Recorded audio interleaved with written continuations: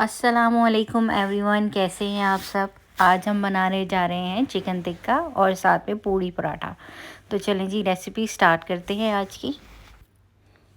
यहाँ मैं लूँगी 1 किलो चिकन और इसके मैंने 4 पीसेस करवा के कट लगा लिए हैं।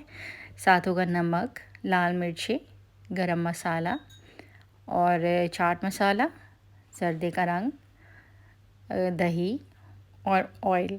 ये सब चीज़ें मिक्स करके हम चिकन अच्छी तरह इसमें मिक्स कर लेंगे कि मसाला इसमें अच्छी से लग जाए। और तकरीबन 2 से 3 घंटे के लिए मैं ऐसे मसाला लगा के छोड़ दूँगी।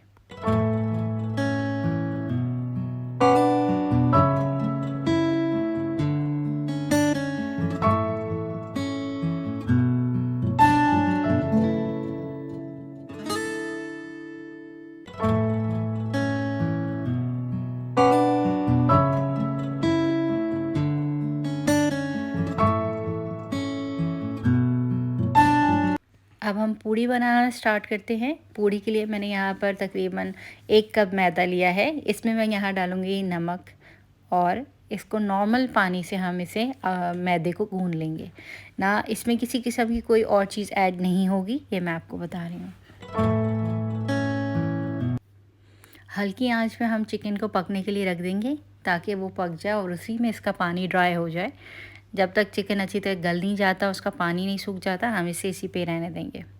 अब यहाँ पे जो हमने पूड़ी के लिए आटा गूंदा था मैदा, यहाँ पे हम उसकी पूड़ी भी बनाना स्टार्ट करेंगे। यहाँ देखिए आप, चिकन जो है वो हमारा अच्छी से गल गया है, लेकिन इसमें थोड़ा पानी है, इसलिए मैं इसका चूल्हा तेज़ कर दिया है ताकि इसमें पानी ड्राई हो जाए।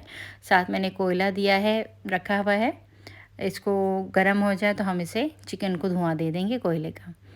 पूड़ी पराठे के लिए मैंने यहाँ पर पूड़ी के पेड़े छोटे छोटे बना कर रख दिए हैं। तकरीबन आपने इसको बेलने से 15 मिनट पहले इसको छोटा छोटा बेल के रख लेना है ताकि ये, इसके बाद आपको बेलने की ज़रूरत नहीं पड़ेगी। आप जब हाथ से इसको बड़ा करेंगे एकदम से बड़ी हो जाएगी और वो पूड़ी जो है वो फूली हुई और बहुत अच्छी बनेगी।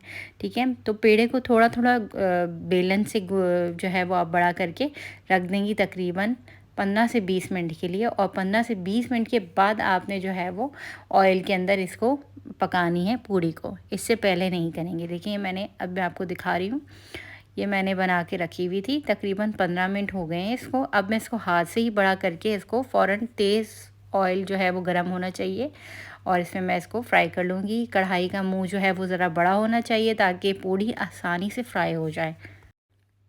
चिकन हमारा यहाँ पे रेडी हो गया है। अब मैं यहाँ पर नेट रखूँगी चूल्हे के ऊपर, जो हम बारबेक्यू बनाने के लिए यूज़ करते हैं।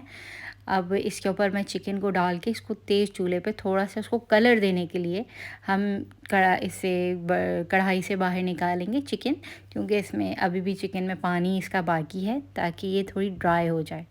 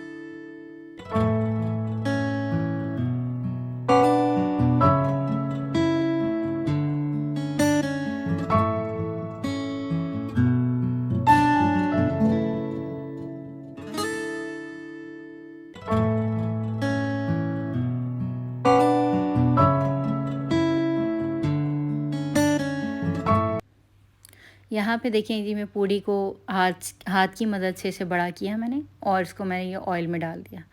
ठीक है, और मैं इसको बड़े से चमचे से पहले मैं बीच में से इसको मैं प्रेस करूँगी और इसको टर्न करके, और बस हमारी पूड़ी रेडी हो जाएगी।